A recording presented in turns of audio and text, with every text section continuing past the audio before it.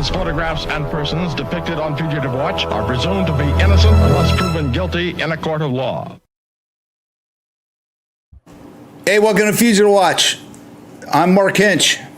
And I'm Steve Ferdinand. And I'm Scott Castrita.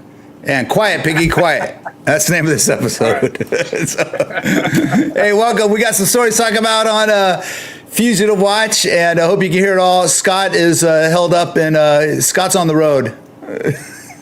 I'm on the road. You're on the road. I'm hanging out in somebody's casting couch. Yeah, the casting couch. That's exactly it. We got him. He's auditioning. He's doing human resources for the Trump administration. Oh man. Okay. No. Quiet, Piggy. We are not going there. Quiet, Piggy. All right. So what a joke, huh? Imagine raising your daughter voting for a guy who says that to women. All right. Let's get to the story. Let's get to. I'm just blown away by it. I think it's hilarious. But I know it's just so ridiculous. All right, so let's go. Okay, we're going. Steve, we'll let you talk about this one. We're going wild shootout. I don't even know where this is at. This is crazy, Mark. This happened in Denver, Colorado, the Rocky Mountains. Move! Get away! Police received a call from the clerks at a Maverick gas station convenience store that somebody's holding a hostage inside the store. Oh, yeah, there was. There was a shot fired. Hey, firm, shots fired. You guys can hear it? I can hear it fine. Go!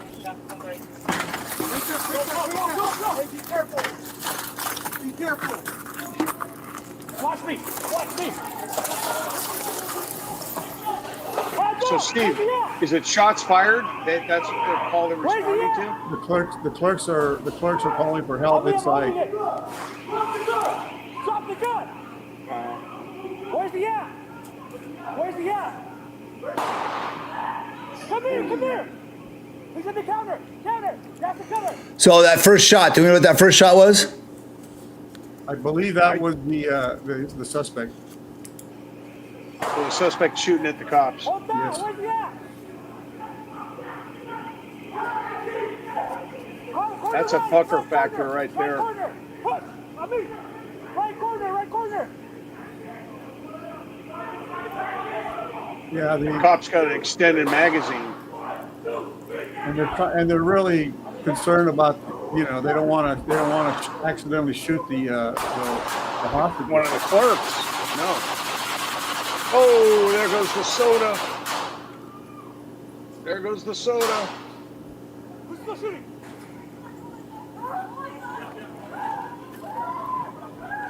So were the people in the corner that they couldn't get away? They were trapped in the corner there? They were trapped behind the counter with the hostage takers. Hang in there, all right, buddy? Do we know was this one of those private, one of those fire alarms that went off? I believe they called 911. Oh my God, it's gonna be hostage. I know when I worked at the liquor store, we had a button we could press. So the cops are already talking, oh my God, it's going to be a hostage situation. Yeah. I like the fact that these guys, they didn't waste any time. They went in. No, they didn't. That's what you got to do. This ain't Uvalde. Hey, this ain't Uvalde, man. Come on, bro. No, they didn't stack up. They went in. That's what they need to do. They coordinated very well. Take care of business. Get out of the way. And where's this at again? Denver? This was Denver, Colorado. Yes. I got you. Nope, it's not open. He's in there. So they know they got hostages in Kick there. that They know there's a motherfucker in. shooter in there. I need a And they decide, nah, you don't need a key. Break the window.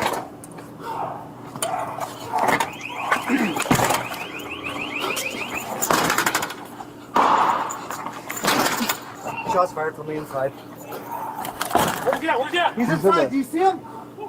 So I don't know if the I need a gunman key. is shooting Get the back. hostages or shooting Hey, at shoot this them. fucking door down. They can hear the gunfire though. He's in there. So what do you guys Yeah, think there about was, just there shooting was. that There was window a shot out if fired. you can't? I mean, Kick this fucking that thing window down. might not. There you break. go. Did he use his elbow? Go, hey, be careful. There you go. Be careful. Yeah. Oh my That gosh. safety glass. That's hard to get through that safety glass.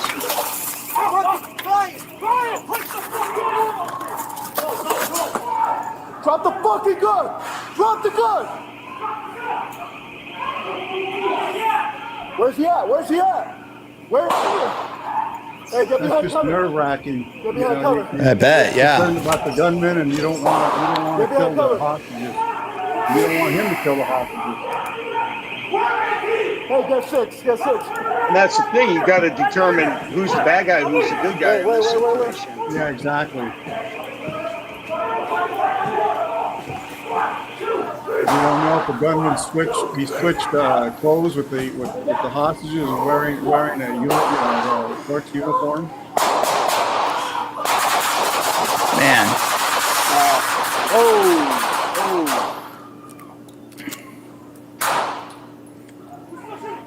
That was. God, I'm looking at that angle. I'm looking at that angle right there, right where they were standing. I was thinking about ricochets off the floor. Yeah. Oh, You know, I mean, I'm not judging the officers. I'm just No, thinking of all the things that could have gone wrong. You know, I mean, concrete floor. Yeah, it's a concrete Yeah. floor. Wait. And, he turns the corner here. He's got good weapon. So discipline, explain to though. them, Scott, the current protocol for something like this, an active shooter. Now, there's no more stacking up. There's no more waiting. If you're there by yourself or there's three of you, you got to go in at this point. So there was a time when they would train us to stack outside, go in as a group, protect each other. But now it's like you go to the threat. You hear the shooting. You know there's a bad guy in there. That's what you're getting paid for. You don't have a choice. You go in, take care. Whether of you're by yourself or with 5 other people, it doesn't matter. Yeah. And notice how this guy, he's got good discipline with his weapon. He's not pointing it at his partner. They're constantly yelling to each other. They're making sure that they know what the other guy's doing, and they're heading towards the threat. That's what you do. You just keep going towards a threat. You listen to the yelling, you listen to the shooting, and that's what they're doing. They're doing an awesome job. I mean, that is an intense situation right there. Yeah, and this came- Steve brought up. Yeah. I'm sorry. Go ahead, Scott. No, you brought up the fact that you have to think about everything. You got to think about the ricochets. You got to think about where your bullets are going to go. You got to think about that floor because those bullets are going to be bouncing off that floor. There's a lot of stuff going through their mind that the bad guy doesn't have to think about. Yeah, Mark. Also, this came about. This procedure that Scott's talking about came as a result of some really bad situations, like the McDonald's San Ysidro in San Diego, California, where the SWAT commander, Columbine. the SWAT commander in San Diego, was stuck in 5 o'clock traffic from downtown, trying to drive to San Diego to the McDonald's massacre. And he's telling the officers, "Don't do anything till I get there." And while he's stuck in traffic, this guy is killing all these children at the McDonald's. And there were other similar incidents where the officers were doing the wait till I get there. Here's another angle. Hey, watch out. Is this door unlocked? I need you to get out of the... Get out of the way. Okay. See if that It's door's crazy that you have to tell people to get out of the way of gunfire, huh? open. He's in there. That happens more than people realize, Scott. Oh, I know. I've been on I need a scenes. key. People have come up and tried to ask me questions while I'm pointing my gun at somebody. Yeah, we actually in the academy when I taught at the police academy, we actually did a scenario Shots fired from the inside. where a drunk comes up and He's is inside. Do asking you for see him? directions. See, and some of the stuff you have to think about right here, Mark, Hey, shoot this going fucking through that gun. glass window right there, most of the time, most of these windows have like a film on it. So the glass doesn't break that easy. Yeah, he uses his elbow. And He uses his elbow. It's designed for that Break that, reason, break that, Scott. break that. Hey, be careful. What's up, Tony? Be careful. Push that open. Push it open. Push it open. Fucking Brian. Yo. Man, they're crawling in there. That's so intense right there. Where is he?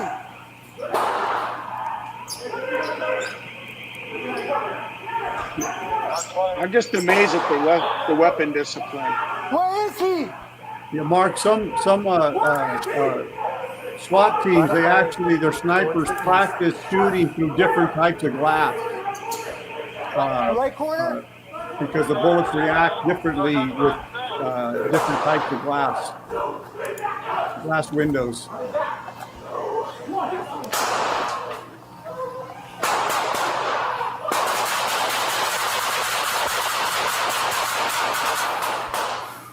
So, Mark, stop it right there. Yeah.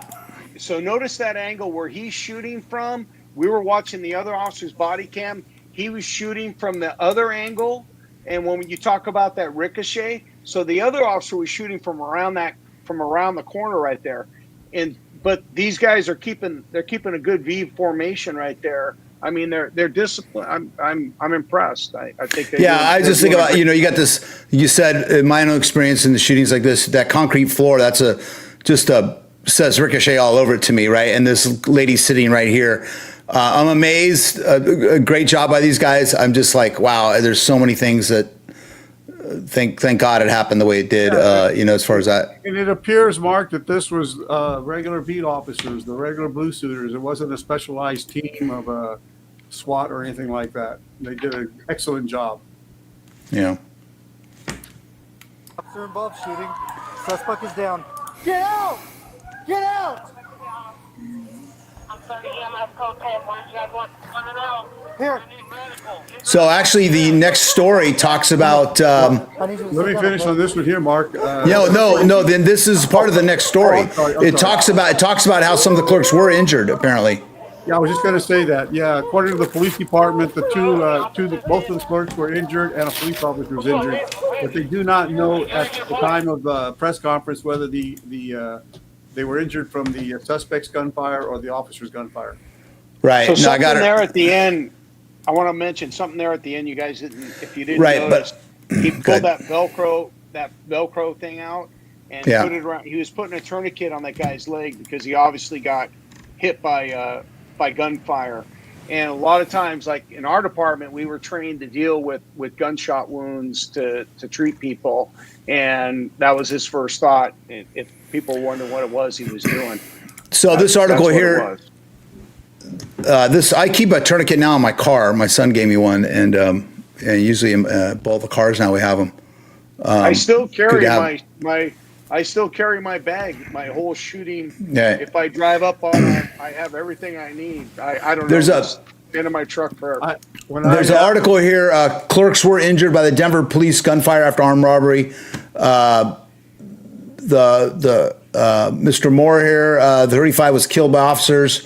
Armed robbery. 2 of the store clerks were hurt in a shooting last month. Were injured by rounds discharged by officers. According to a press conference, fragments or shrapnel from rounds discharged by officers were the reason for the injuries due to one employee's lower leg and other's foot. I mean, it could have been a lot worse, and I'm amazed.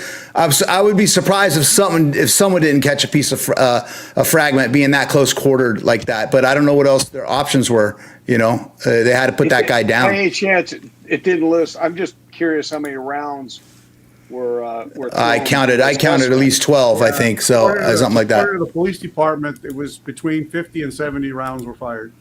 Wow. That's a lot. That's a lot of lead. Yeah, that's a lot of rounds. That's a lot of lead.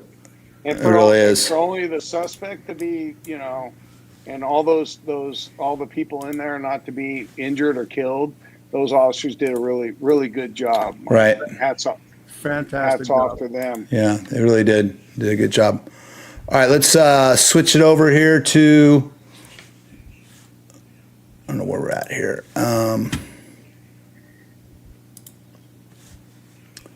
Golden Lush. That was the Madera scene inside Jeweler. Olivia's fine jewelry Thursday night. 5 masked men grabbing thousands of dollars in jewelry, while the owner grabbed a gun in open fire. Not a common sight in Madeira. It's one of those things that low expectations on that happening, but when it does, it sure shocks the conscience. The family did not want to speak with us on camera, but allowed us to film the shattered glass cases inside. Madeira police believe these men targeted the business, lingering outside, waiting for a customer to leave so that way they could slip right in. Surveillance footage shows one after another after another. 5 men in black running straight towards the jewelry. The employee, she believed that they were armed at the time. One of the robbers with both his arms extended out as if he was holding a weapon before jumping across the counter, grabbing necklaces in handfuls. The other men simultaneously smashing cases, making off with more than $170,000 worth of jewelry, according to Madeira police. During that time, the store owner retrieved a firearm and began firing at these subjects. The family putting up a good fight. One employee attacking a robber from behind. He's within his rights to own that firearm and did what he had to do to protect his family and his property there at the store. The owner chasing after them, firing a few more rounds as the robbers drove off. We believe it's a okay. Now, at that point, you got to worry about where your rounds are going to go, right? Talk about it, Scott. Go ahead. Now we need to talk about it. We all get it. Everybody's tired of these guys coming in and smashing windows and threatening that. I mean, we had one here locally where somebody they had a heart attack, one of the employees or the owner of the store. But you have to think about your liability, how far you want to put your neck out there. They're in there. You have a weapon. You want to save your family, go for it. You want to save your employees, go for it.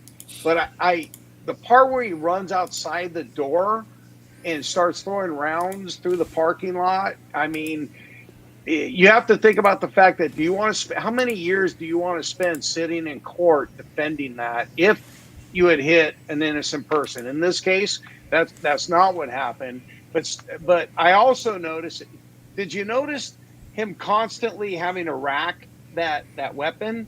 Like it kept jamming. Either it was jamming on him or he wasn't aware of how that weapon operates. I recommend he gets a revolver next time because they're way more. Well, I mean, as long as you're accurate with your shots, you've got at least 6 rounds there generally. The good thing about automatics working right, you got more rounds. But yeah, the revolver is going to be way more easier to make sure it works. Yeah. Well, I mean, you're going to clean that thing every day and take either care that of or just be familiar with your firearm. Again, if you're going to arm yourself, you need to be familiar with the firearm, practice, know the rules of the road, know when you can shoot, when you cannot shoot. And so that, you don't, like Scott said, you don't wind up, losing your life savings and your house because you accidentally killed an innocent bystander. Sorry, I missed the comments from earlier. Tony, on the previous story, Tony's saying they each have 18 in the Glock, possibly shot half, 9, and there was 4 officers. How many shots did you say fired in that liquor store one, the convenience store one earlier? The police said between 50 and 70 rounds. 57. And Frank loves the new format. Thank you, Frank. Good to see you. And okay, let's gonna go San Diego area, high-speed pursuit. Let's do it. Oh, where's it at? I lost it. Okay, here it is. Tonight on yesterday's 4-county police pursuit through Southern California, including San Diego County, and then eventually into Mexico, where authorities lost the driver. CHP says the suspect driving that minivan was just detained by U.S. Customs officers this afternoon after trying to cross back into the U.S. at the San Ysidro port of entry. CHP officers took the suspect into custody and were also able to recover the vehicle. Run, Piggy, run. So it's pretty typical, right? A lot of people think they're going to get stopped going into Mexico. That's not the case. You can drive right in. It's coming the other way where you have the problems. So if you can make it down there, a lot of people just run straight for the border. I'm not saying sometimes they do stop, but you go ahead. No, I recently drove into Mexico and we just drove right in. But I will tell you this, there were cameras everywhere. So they know you drove. They know you drove in. They got your license plate. They got your photos. They got your pictures. But there was no. But coming out, Getting back was a little bit more difficult. Right. A little more difficult. Right. So, but it sounds like they got her. So, Mark, you worked in Southern California. Is that uncommon or common to chase a 10851, a stolen vehicle through 4 counties? That's quite a chase. yeah, I mean, but we had that one. Remember the Concord one that ended up in San Jose? That's 3 counties right there, right? That was the one. That was an armed robbery. This was just a stolen vehicle, according to the news report. Yeah, just so they're going to make the call if they feel that they can do it in some sort of a safe manner.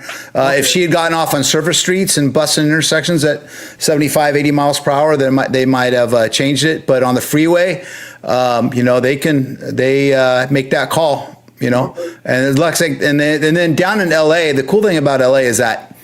Yeah, you can have your police helicopter that might get there, but you got all those news helicopters, and I guarantee you, at the dispatch center and the command office where they're managing those officers, they are watching the news helicopters. So the supervisors are probably watching the pursuit, and a lot of times from the news helicopter, and then officers are getting information from the officer about the safety of it.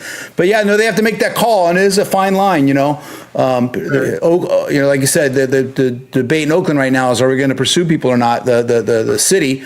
And then sometimes, John Oliver just did a big thing about anti-police pursuits. And like I said, the first pursuit I was ever involved in was Hawthorne PD, and innocent lady got killed years ago. Every agency has to make that call when it happens. I believe cops should be able to chase people. It's not the police fault when someone dies. It's the suspect, and hopefully they never get out of jail again.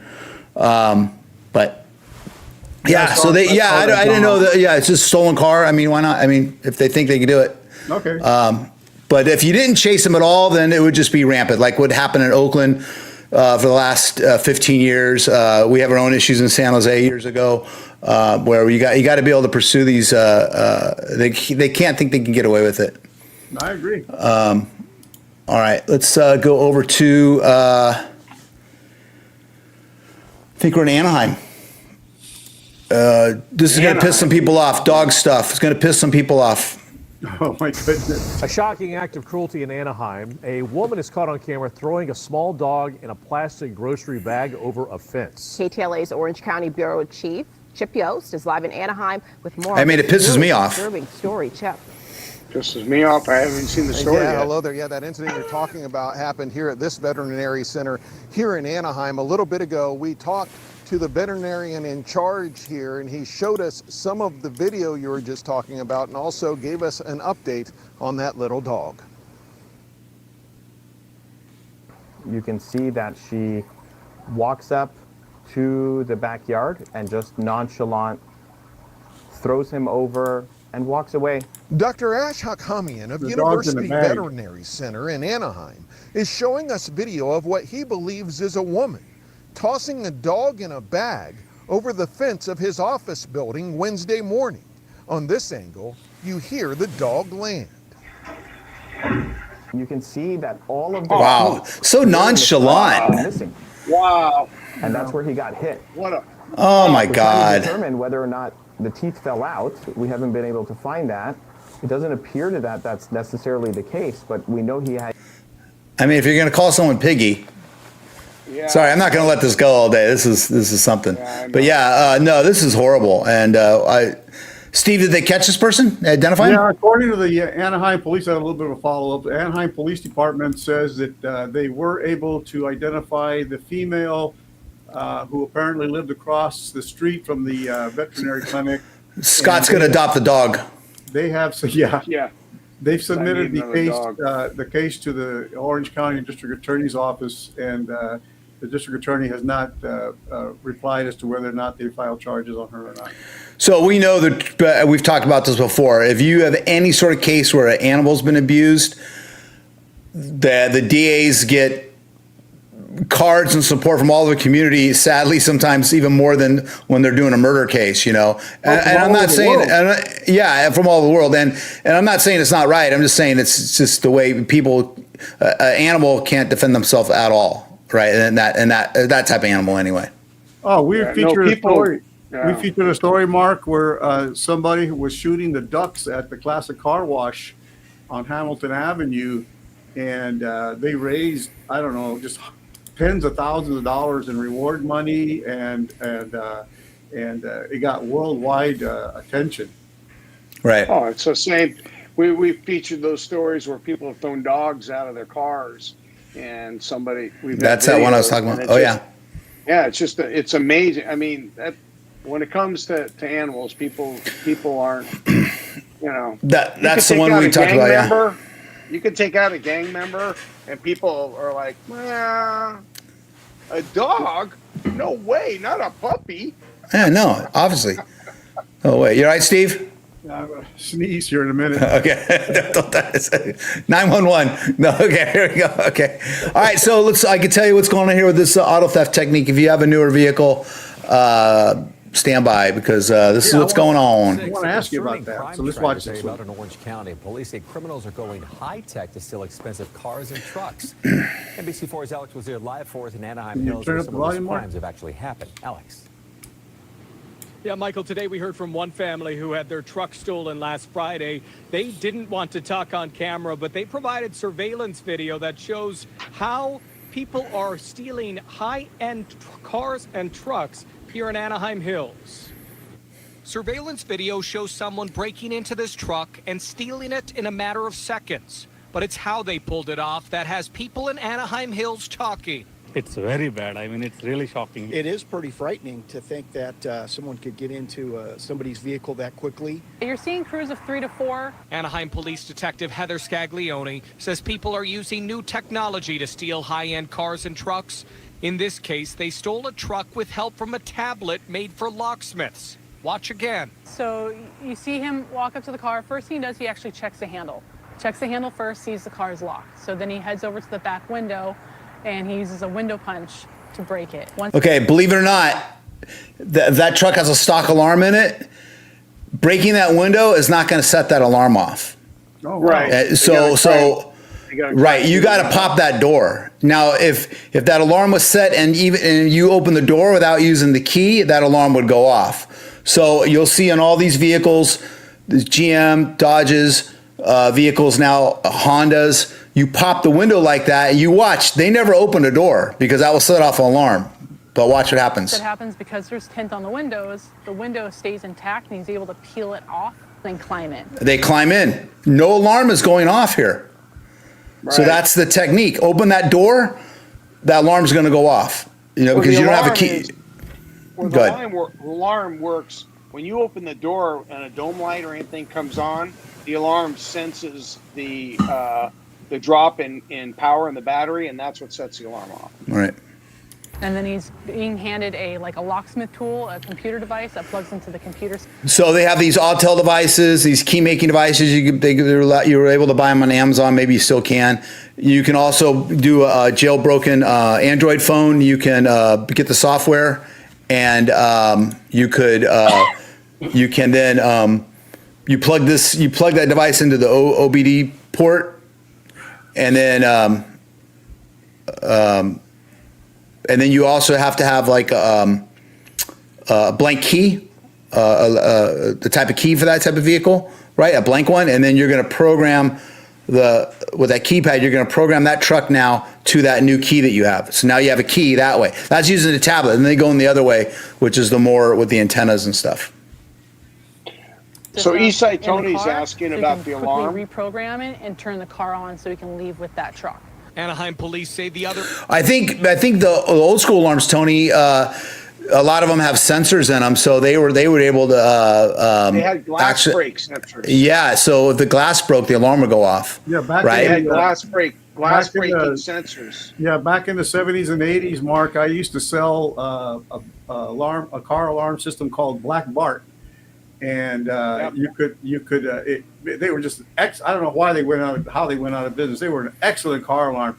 I mean, I sold them to so many police officers. No, it's kind of racist, Black Bart. It's kind of racist, actually. So I think that's why. But we talk about that later. But so many crooks got caught because the alarm would you could set it to audible, where it would set your horn off, the car horn, or you could have it on silent. and remember the pagers, and your pager would go off. Then you go out there and you want to handle that. All right, let's watch. There's another part of this which you guys probably know about. Let's watch. The way people are stealing cars and trucks involves the use of an antenna while standing in a doorway. Sergeant Matt Sutter says they are targeting newer cars and trucks with keyless entry key fobs. Yeah. The key fob is constantly sending out a signal so that when you walk up to the car, it just opens right up for you. They hold an antenna up near the house trying to pick up the signal. Holding his arms up from your key fob that's inside he's trying your to house. get the signal. Once they pick up that signal, they send it to somebody standing by the car, opens the car right up, gets in. And so then you can get like the fairway. She goes into. You want to get a fairway bag, or you want to take some foil, wrap your keys in foil. They have little bags you can buy that. And that way it will stop the signal from broadcasting, right? Because that key fob is constantly broadcasting the signal. They're going to show the bag you're talking about. What can people do to protect access to your car? There's another thing called like a Faraday bag that you can put your key fob into that blocks that signal from going out. You can purchase or you can make out of like aluminum foil. The other is to I would just make aluminum foil. You know, and then she said, and then what he's saying is like you want to keep your keys further back, right? So a lot of people keep their keys on the front door, and they're out there doing that. So I remember 10 years ago when we started seeing people doing this, and as auto theft detectives, we didn't know what was going on. First of all, what the frig is going on? You know, and it took us a while to figure out how they were doing this, and but now it's pretty common. So if you have a newer car, like you have a newer Honda from 2018 to 23, 24, they could do this to your car. I just did it on a CRV up there in San Jose. We were talking about that a few months ago. And obviously, if you have a Dodge or these Hellcats, any of the newer Corvette, I got a new Corvette on my website that was stolen using the keypad method down in LA. It's at stolen911.com right now. These are the way they're doing it. They break the window, they crawl in, they plug in their key maker, or they go out front of your house and they are able to grab that signal. I think now the majority of the high-end cars are being stolen with the breaking the window and going with the key maker. But it's pretty crazy. Mark, I'm looking. Okay, for my, I'm not a car auto theft expert like you, but I'm thinking you want to combat this by target hardening your vehicle. By either putting the club or wrapping your fob in aluminum foil at night, or putting an air tag in your car. An air tag. Who's going to come home every night and wrap their fob in tin foil? I'm just. Well, you got probably the tinfoil in the shelf, right? You just got there, you drop it in there and wrap it up, right? Okay. No, I'm just saying that's what some people do. If you want to do the cheap way to do it, Scott, you're going to have that bag on the shelf in your house or your purse or whatever. But you're just going to have that piece of foil in there. You're going to wrap it up in there, and that actually does do the trick in a lot of ways. So you can do that. But all right, let's go to. You just want to send them to the neighbor. Let them steal the neighbor's car. That's really what you want to do. Yeah, send them to the neighbor's car. That's usually works best. Yeah. All right, let's go here. I'm gonna tase him. Newly released body cam video showing the arrest of a Customs and Border Patrol agent. Mike Rogers, you worked for weeks to get this video. So, Mike, take us through what it shows and the tragedy that follows. Yeah, so this is Isaiah Hodgson. Isaiah Hodgson was a Customs and Border Protection agent, and he was involved in a controversial arrest of a 20-year-old U.S. citizen in a Walmart parking lot. That was Adrian Martinez. Now, the feds accused Martinez of getting involved in an operation, but during that takedown, Hodgson's face went viral. Now that's how we figured out who he was when this happened. Check out this video that we just got from the Long Beach Police Department. The Long Beach Police say that's Hodgson there in the white hat, white shirt. He had pulled out a gun, according to law enforcement, inside the women's restroom at a Yard House restaurant. This is a video from the parking lot when he encountered a security guard who later called 911. This is Hodgson, according to police, putting the gun down by a tree before he is encountered. Oh, Piggy. What the fuck? By officers. You now, just this got is to a security camera demonetize, from Mark. the Long Beach Police Department. What's that? I'm just kidding. I'm just kidding. Go ahead. Oh, no, I'm just disgusted by these guys. And he's some sort of cop? He's some sort of, who does he work for? Customs and Border Patrol. Fuck. Next, you'll see body camera video of when they tried to get Hodgson to surrender. Sidewalk. Hey, don't refrain. Get on the ground. Get on the ground. Are you guys stupid? Get on the ground. Are you guys stupid? All right, well, get on the ground. Get on the ground. He should get on the ground. You can't do this to me. I'm white and I'm a cop, and I call women Piggy. I work for Trump. My God. Get on the ground. I got him. That's obviously the lengthy struggle that occurred between Hodgson and the Long Beach Police Department. Now, during that struggle, you heard him say, "I'm BP, I'm BP." We believe that to mean Border Patrol. Later, when he would be in a patrol car, he began asking for a Border Patrol Doesn't commander carry a lot of called weight Greg these Bordino. days. Obviously, they didn't do that at the time, but they did start to go through the gun that they found on him. I'm later brown by the tree, shirt. I'm which brown you see right shirt. here. When they're talking about the gun, they say it has DHS in front of the serial number, and then officers on scene quickly learn that he's a Customs and Border Protection agent. Later, when he is at the jail, he is having a conversation with an officer about his work as a CBP agent. You made a mistake. No, I made more than one mistake, man. And everybody just hates me here. Do you know how many people? I know what cell they should put him in. What hole he take this in, right, Steve? Yeah, exactly. Oh my God. The dishwashers. It doesn't mean no, you don't know. You know what the word is? DOXXED, dude. Doxed. Oh, doxed. Have you Okay. ever had Oh. stand up at your parents' house because you're over here in Los Angeles doing everything, dude? That's the guy I am, dude. There's so many people at LAPD who hate us, dude. Now, Put him in the when he cell, booked into Mark. jail, he was. Put him in Go the ahead. cell with the dishwashers and the waiters.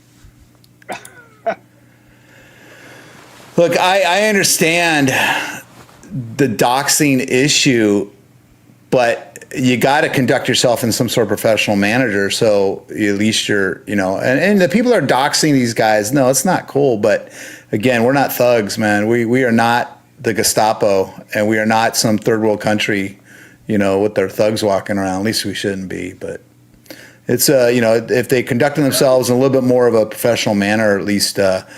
I'm not saying that people shouldn't be deported, because I have no problem with maybe visiting people who are in jail or already in custody for something, or even a cop maybe calling. I don't have a problem with cop calling ICE or something like that if they have someone in custody. I used to do it. But I used to do it. Hold on, I used to do it before we couldn't do it anymore. When I had a really bad DUI, some of these guys were just horrible. I had no problem calling an ICE agent and say, "Hey, I just booked this dude for DUI, and he is a total ass."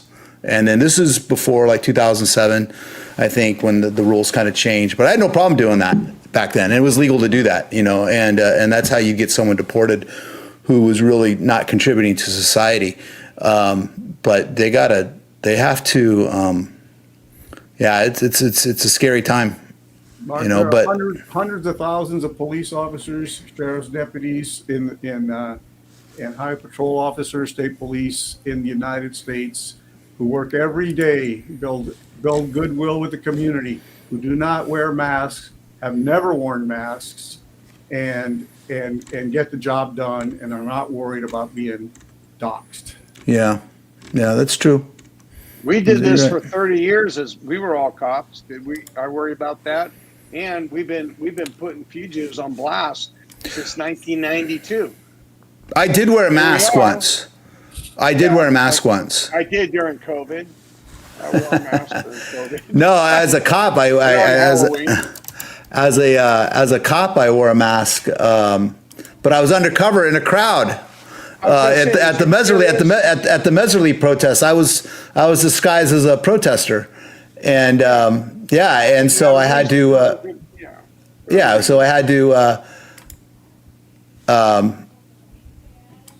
I had to wear a mask. I was a protester in Oakland, and I saw the video. The videos are amazing that I took, and I would record people vandalizing. We get them charged. We get them arrested. I was there when two officers got jumped, but I wore a mask there because I was undercover as a protester. But these federal agents wearing the masks and going across the country and behaving the way they are behaving are squandering the years of goodwill that police officers have built up within their communities throughout the country, and just squandered it. 100%. Yeah, and but they see. I got it. There's this attitude now where they think they can just, a lot of the stuff that we've all learned to kind of tamper down a little bit over the years, for good and bad. They just think they can just throw it out the window now. It's like it's okay to do it, and this age of body cameras and everyone got a phone, man. Everyone's got a high definition recorder in their pocket, right?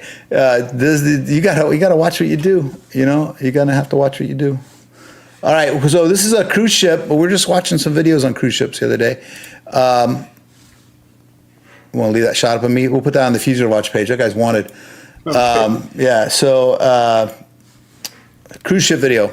Shocking new details emerging in the case of a 5-year-old that earlier this summer plummeted from a Disney cruise ship and survived after her father jumped in after her. Tonight, Florida prosecutors saying despite a recommendation from authorities, criminal charges will not be filed in the case. A newly released police report from the Broward County Sheriff's Office detailing how the unidentified child's mother was taking pictures and pointed to an open porthole railing.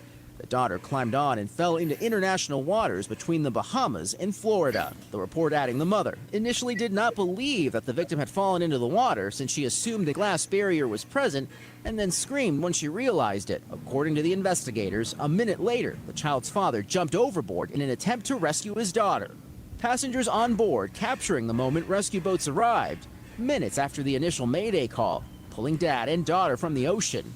Investigators noting because the child was small, she did not trigger the man overboard sensors when she fell 49 feet, or roughly 4 stories below. In the report, one investigator saying, "I immediately saw that the window was open to the air and did not have a covering," going on to say, as a result, the child fell from the ship and into the water in an avoidable accident. Assistant State Attorney Melissa Kelly ultimately deciding not to pursue criminal charges, calling the conduct negligent and irresponsible, but says it does not rise to the egregious level of conduct necessary to establish criminal culpable negligence.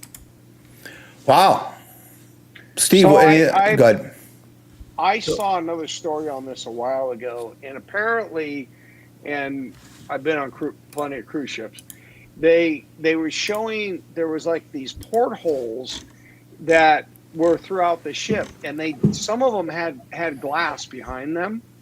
So apparently the mom thought that all the portholes that were on the ship had glass, and that's why the mom had her daughter up there. She was taking pictures, and obviously the little girl thought there was glass there, and she fell through. So I think it's probably a right call. I'm sure no parent's going to put their kid in a position like that.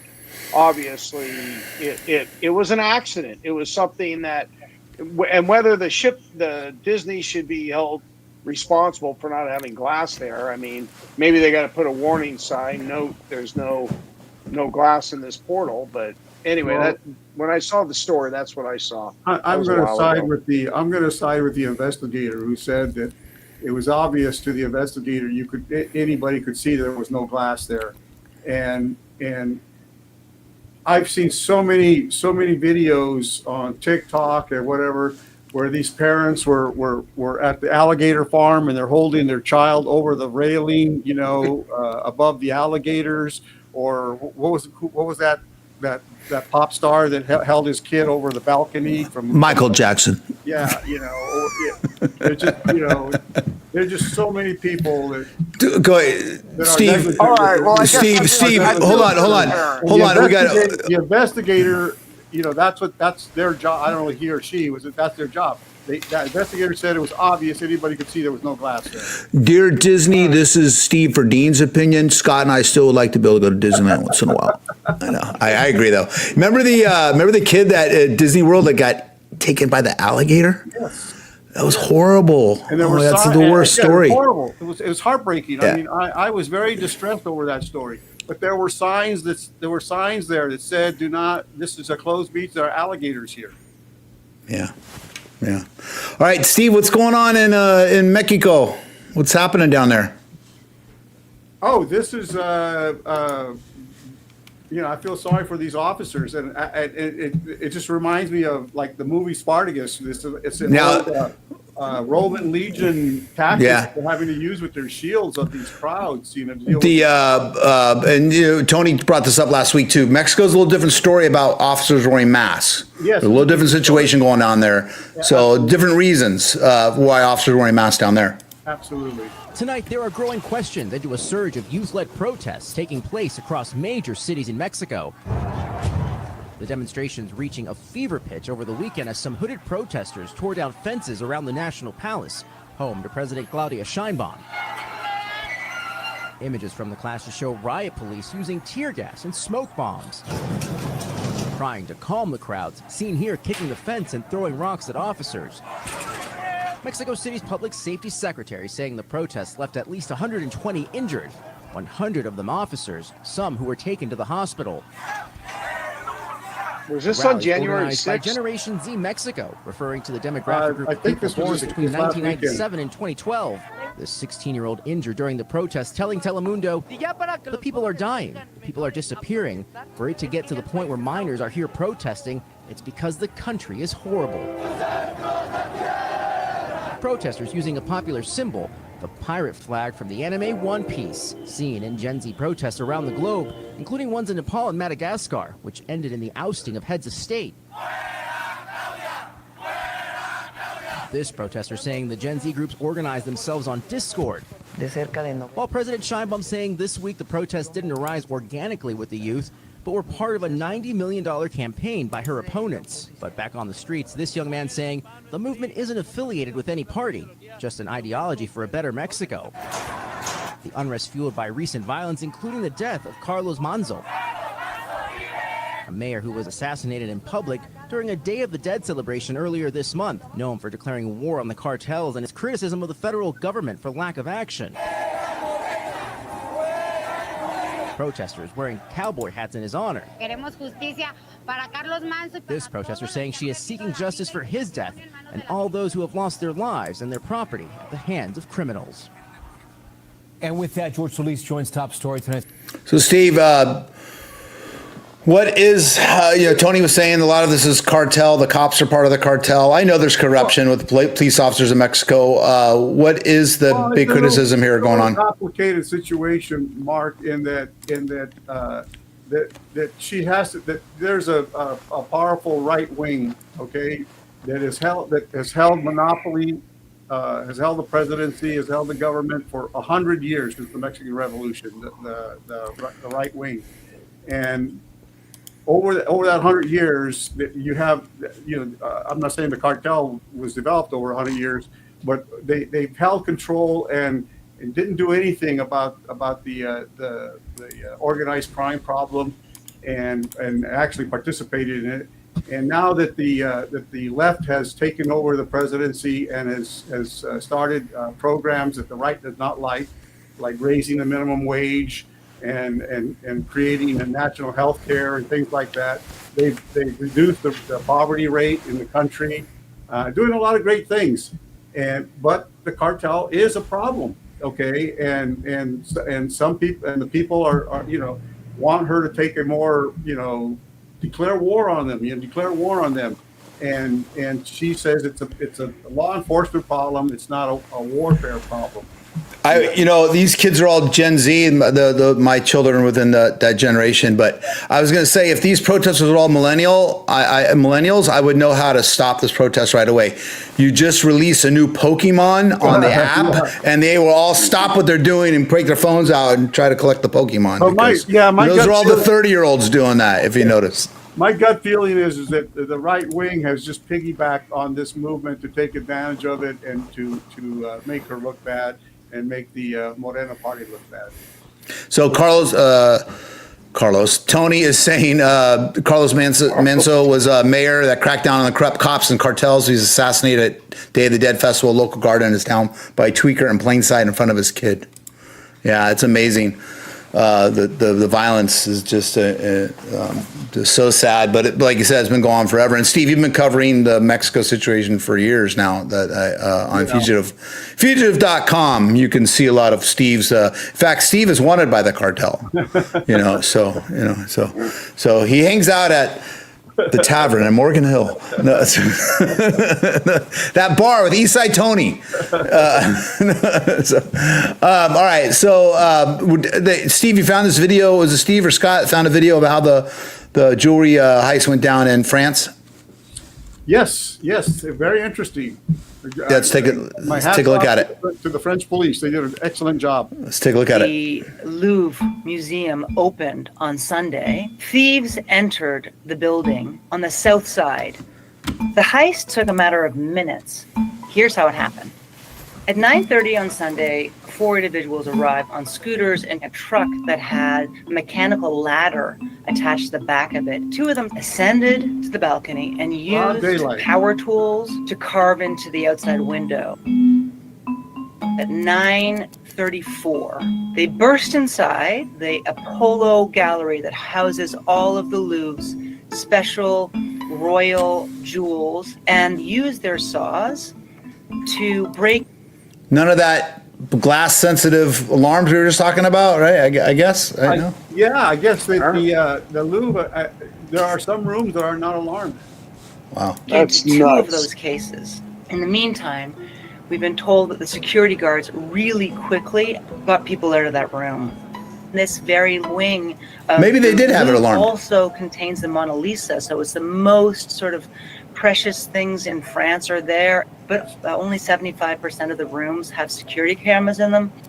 4 minutes later, they emerge with 8 precious items, including tiara, necklaces, a beautiful brooch, and a crown that had been worn by the Empress.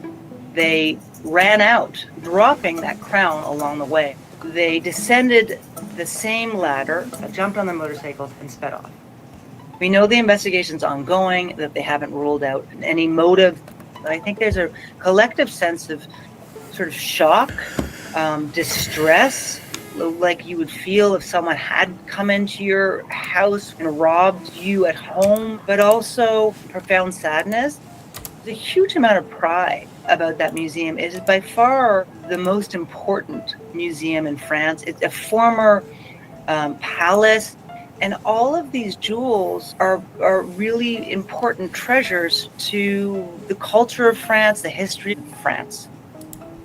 30 minutes after the Louvre Museum opened. That's crazy. Yeah, the French police were able to extract some DNA from that bucket or the mechanical ladder. They were able to get some DNA and identify a girlfriend of one of the suspects. And sure enough, just like dominoes, man, one by one, they nabbed them all. They got them all. That's wild. I mean, I'm still amazed that they, these place like that would still have security that could have those flaws in it like that. You think, I mean, by watching, you can almost hire some red team type stuff. Some of these white hat hacker types that would, they should have crews that go out and try to do this stuff and show these museums, okay, I could break into your place like this, right? Yeah. So, because obviously this is something that could have been figured out. Apparently they don't have cameras everywhere. Tony, they said they don't have cameras in a lot of the rooms. Yeah, Hollywood leads you They to said believe only that 75%. Hollywood led you to believe that they have all these lasers everywhere, and there's no way you could steal anything. Right. But they did catch these guys. But they did catch them, yeah. Did they get everything back? No, they did not. They have not recovered any of the jewelry, none of the property. I thought they did. I thought they got some stuff back. What I found when I did the research was they have. Let me ask the ChatGPT that question. They have not recovered the property. So my guess is there was a mastermind behind it, somebody in some sort of inside job, and then he hired people to do it. And once they handed everything off to him, he was in the wind, and they don't know who he is, who that person, he or she is. Yeah. Well, that's a movie right there, right? Yeah. No, you're right. You're right. Yeah. I'm sure there's going to be a movie made about this. No, you're right. You're right, though, Steve-O. None of the jewels have been recovered. However, the imperial crown, which was dropped by the thieves during the getaway, was recovered and damaged. Okay, yeah. No, nothing's been found. Don't believe me, huh? You got to hear from a white guy. And then, and then Tony's saying that he's talking about the cameras out on the street.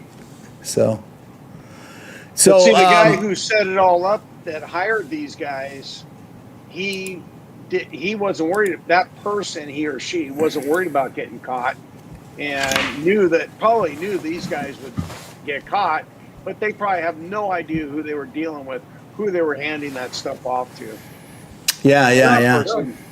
And that stuff's just going to be melted down, and those jewels are going to be recut, and they're gone. Either that, or somebody will buy it and for their private collection. Right. Yeah. Tony says in China. Well, if you had something stolen, you can go to my website, Stolen 911. I've got, like I said, I got this case of this Corvette. It was taken just like we talked about with the guy going through the window. It's missing. Then it was for sale the next day for $7,000 on an Instagram site. This is called the Striker vehicle. So it's missing now. The owner's offering a reward for it. You can find stuff like that, Stolen 911. I also, for you poor white guys, I got this old 84 Bronco that was stolen. But I did a YouTube video. If you click on here, it goes to a YouTube video where I break down this case on this what's going on with this case. But I also show you how you want to protect a car like that. There's specific ways you want to protect an old Bronco like that. So what year is that Bronco? 84. If it was white, my joke on the YouTube video, if it was white, it'd be the cops chasing OJ in it. So 84 Bronco, stolen. So you can find all that at Stolen 911. Steve used to own a white Bronco. Really? Because of OJ? I had a Bronco. The little mini Bronco. Bronco 2. Bronco 2. Yeah. And everybody on this show is guilty. Every single one of them. They are. No, Mark. We want to remind everybody that any of the suspects you see on any of our platforms are to be considered innocent unless proven guilty in a court of law, and do not make any attempt to arrest, apprehend, or detain any of these people. The law enforcement may consider them to be extremely dangerous. Sure. Okay. Thanks for joining, Steve. Send it to us at tips@fugitive.com. And then Scott, obviously the Instagram account and your Facebook accounts too, right? Yeah, come join us on Instagram. Come check us out at Fugitive Watch. We got about, I think we're at over 23,000, 23,400 and change. And we get some really good conversations going, and I encourage good conversations, but keep the hatred out of it. That's all I have to say. Please. Okay, Piggy. Okay, Piggies. And I can say that because we're all cops. Because we're all cops. Quiet, Piggy. Quiet, Piggy. Hey, thanks for watching us. I'm just screwing around. We're all hypocrites in our own way, but I like to point out the big ones. That's about it, I think. Right. For Fugitive Watch, I'm Mark Hinch. I'm Steve Verdeen. And I'm Scott Castrito. And thank you for watching. And that is Eastside Tony and Frank. So thank you for watching us, guys. And we'll be on next week. You check out Fugitive Watch on Instagram, Facebook, and the website. Bye, guys. Bye-bye. Good night. All names, photographs, and persons depicted on Fugitive Watch are presumed to be innocent unless proven guilty in a court of law.